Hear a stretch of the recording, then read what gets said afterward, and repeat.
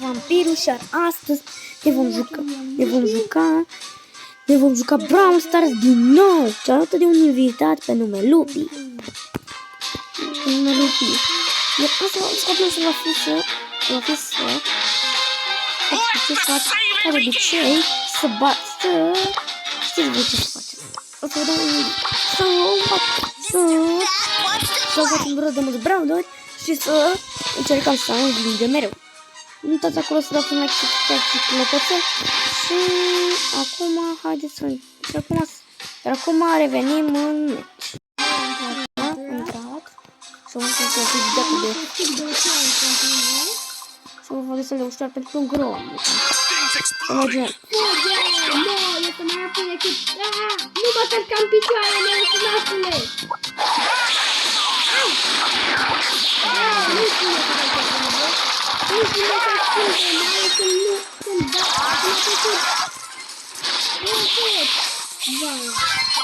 Nu o să continui. Stai, urmă, stai, Lupi.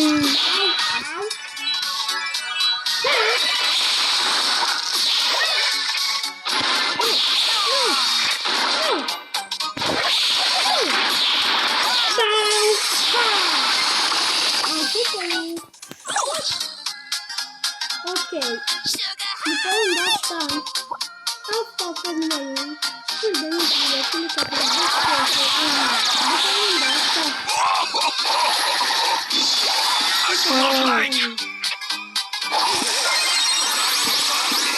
Care? Bă, nu, îl prind. Am prins-o. Și-am făcut-o praf.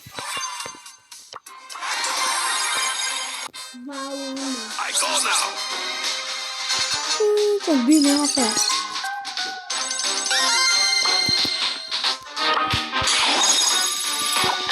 Acum am jucat cu un alt bravo. Ce bă, că nu acum. Știu, să jucăm cu... Să jucăm cu da. Sare Lupi. Chiane.